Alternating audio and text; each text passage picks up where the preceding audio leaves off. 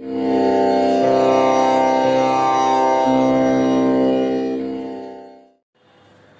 students, very good morning to you.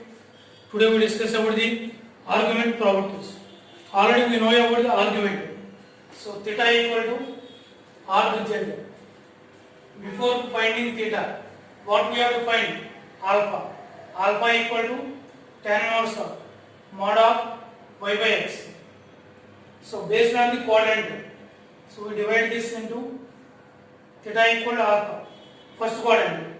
Theta equal to pi minus alpha. Theta equal to alpha minus pi. Theta equal to minus alpha. Okay. So if the point lies in first quadrant, second, third, fourth, then argument is like this. Theta equal to argument of z. Right. Now the first property. Argument of z bar. What is the argument of z bar? Suppose this is the complex number. This is the complex number z having the argument theta. Then this is the complex number z bar. This is the argument minus theta. So z bar is the image of z with respect to x axis. Then argument of z bar is minus theta. That is nothing but minus arg z. Minus arg z. And second point. Argument of z1 z2 is equal to arg z1 plus arg z2. Arg z1 plus arg z2. See, the argument is always lie between minus pi less than theta less than or equal to pi. What is this called? Principal argument. This is called principal argument. If arg z1 plus arg z2, we are adding, by adding the two values, this sum may be outside of the minus pi to pi. At that time we add some k pi. We add k pi where k belongs to minus 1 comma 0 comma 1. If arg z1 plus arg z2 within the interval minus pi to pi, then k is the 0. 0 into pi 0. Answer is arg z1 plus arg z2. If this is beyond pi, that means more than pi, then we take k equal to minus 1. Minus pi. Again it will become n side. Like that we do this one. So but actually arg z1 z2 equal to arg z1 plus arg z2. So that is the only answer. Next one. Arg of z1 by z2. Arg of z1 by z2. That equal to arg z1 minus arg z2. Here also same thing. We do plus k pi. Same where k belongs to minus 1, 0, 1. K belongs to minus 1, 0, 1. See, for these two, how it came, let us see simple. So I am proving the second one. So this is the third one, proving the second one. What is the z1, z2? We know z1 is r1 into e power I theta 1. Every complex number can be put in the polar form. z1 equal to r1 into e power I theta 1. What is z2? r2 into e power I theta 2. That equal to r1 r2 into e power I into theta 1 plus theta 2. Now, what is the argument of z1? Theta 2. What is the argument of z2? Theta 2. What is the argument of z1 z2? Theta 1 plus theta 2. What is the theta 1? Arg z1. What is the theta 2? Arg z2. That's why we get this one. Now see this one, second one. z1 by z2 equal to r1 into e power I theta 1 by r2 into e power I theta 2. What is this equal to? r1 by r2. r1 by r2 into e power I into theta 1 minus theta 2. What is the argument now? Theta 1 minus theta 2. That is nothing but r z1 minus r z2. So this is the proofs of this second and third. So this is the way we can prove this one. Right. Now see this one. Now let us do those two problems. Right students, now see these two problems. See these two problems. See these two. Z1 equal to -1, Z2 equal to -1. Then find the argument of Z1, Z2. First see why they are asking Z1 equal to -1, Z2 equal to -1. See, this is the point lies on positive x-axis. Theta equal to 0 degrees. Point lies on negative x-axis. Theta equal to pi. Point lies on positive y-axis. Theta equal to pi by 2. Point lies on negative y-axis. Theta equal to minus pi by 2. Now what is the arc Z1? So they are asking arc of Z1 Z2. Z1 Z2 that is equal to arc Z1 plus arc Z2 that is equal to argument of what is Z1 -1 plus argument of Z2 -1. See where the point -1 lies. Where the point -1 lies. -1 is lies on the negative x-axis. So the argument is this is the -1. So argument is pi. Where the point -I lies, -I. This is somewhere. So this is -I. So the argument is -I pi by 2. So pi minus pi by 2 that is equal to pi by 2. That is the answer. Now you can do the same problem in another way also. What is the another way? What is Z1 Z2? What is the Z1? -1. What is the Z2? -I. -1 into -I equal to I arc of Z1 Z2. Z1 Z2 that is equal to argument of I. What is the argument of I? I lies on positive y-axis. Argument of pi by 2. See, this is the way also you can do the problem. Okay. Now see the next one. Now see the next one. Arc of Z1 bar and arc of Z2 bar. Arc pi by 3 and pi by 4. Arc of Z1 bar equal to pi by 3. What is the arc of Z1 bar? Minus arc Z1. Minus arc Z1 equal to pi by 3. Pi by 3. What is the arc of Z1? What is the arc of Z1 equal to? Minus pi by 3. Arc of Z1 equal to minus pi by 3. What is the arc of Z2? Arc of Z2 that is equal to pi by 5. Now what is the answer they are asking? Arc Z1 plus arc Z2. What is the arc Z1 plus arc Z2? Minus pi by 3 plus pi by 5. Minus pi by 3 plus pi by 5 that is equal to 15 minus 5 pi plus 3 pi that is equal to minus 2 pi by 15. So that is the answer. Okay students. So what are the properties? Arc of Z bar equal to minus arc Z2. Arc Z1 Z2 equal to arc Z1 plus arc Z2. So arc Z1 plus arc Z2 plus k pi. Whenever we use this k pi, whenever arc Z1 plus arc Z2 is outside of this region, then only we apply this one. Okay.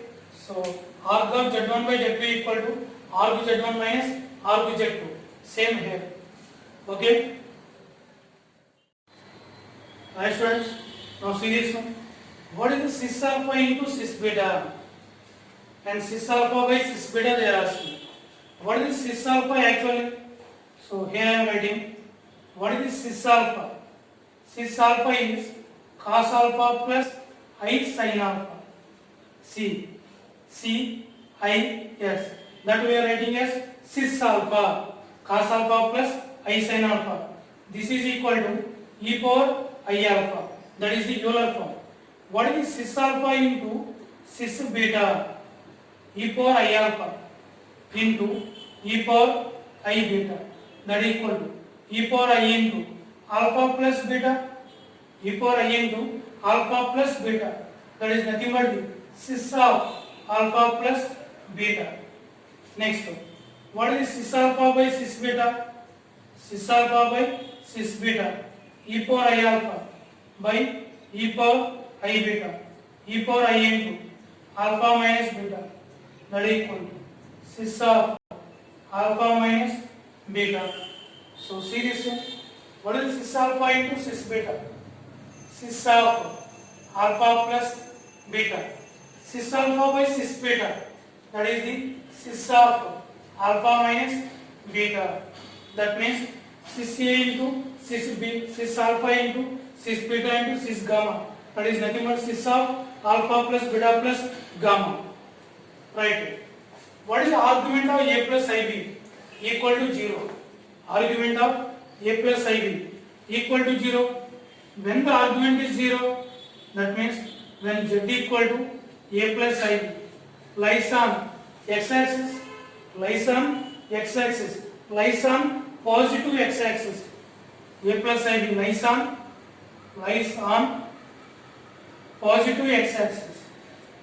What does that mean? Positive x-axis means A greater than 0, B equal to 0. So argument of A plus IB equal to 0. That means A greater than 0 comma B equal to 0. A greater than 0 comma B equal to 0. Right? That means suppose take 2 plus 0 into I, 2. So this is the number 2. What is the argument of 2? 0. Next one. Argument of A plus IB equal to pi by 2. Pi by 2 means here the point lies. Z lies on positive y-axis. Positive y-axis.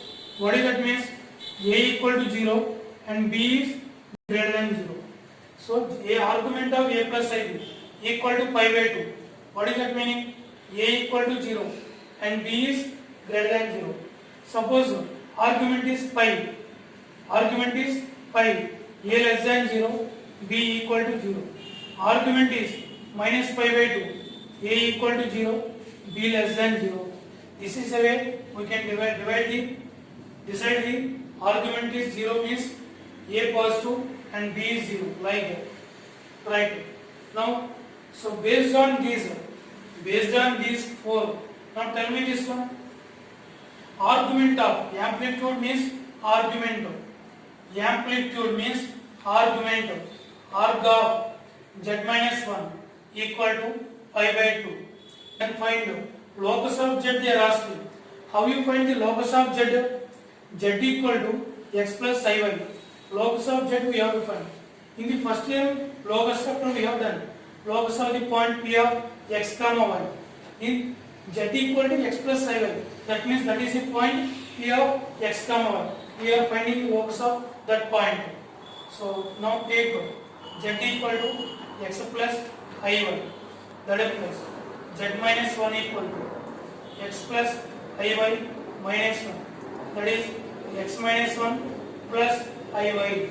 Argument of Z minus 1 that is equal to argument of x minus 1 plus I into y is equal to pi by 2. Pi by 2. So the point lies on here, lies on positive y-axis. That means x minus 1 equal to 0, comma, y greater than 0. X equal to 1, comma, y greater than 0. What is the locus? Locus of Z is, locus of Z is set of all x comma y. That means x equal to 1, x equal to 1 comma y, such that y greater than 0. Set of all 1 comma y, such that y greater than 0. That is the locus of Z.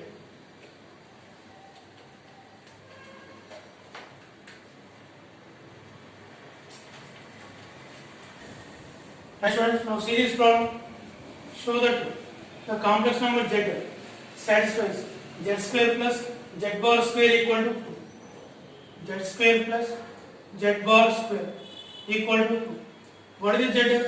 X plus iy whole square plus x minus iy whole square equal to 2. X square plus I square y square plus 2yxy plus x square plus I square y square minus 2i xy equal to 2 plus 2i xy minus 2i xy cancel x square 2x square plus 2 I square y square equal to 2 2x square. What is the I square value? Minus 1 minus 2i square equal to 2. What is that implies? X square minus y square equal to 1 equal to 1. So the locus of z is a rectangular hyperbola or simply hyperbola. So locus of z is a rectangular hyperbola. So this is the equation for rectangular hyperbola. This we will study in the conic section chapter. Rectangular hyperbola. Okay. Now see this one. If mod of z plus I equal to mod of z minus I, then find locus of z. Then find locus of z. Mod of x plus iy plus ai equal to x plus iy minus ai. What is that implies? Mod of x plus I into y plus that equal to mod of x plus I into y minus a. What is that implies? Square root of x square plus y plus a whole square equal to square root of x square plus y minus a whole square. Now squaring on both sides. Squaring on both sides. What is that implies? X square plus y plus a whole square equal to x square plus y minus a whole square.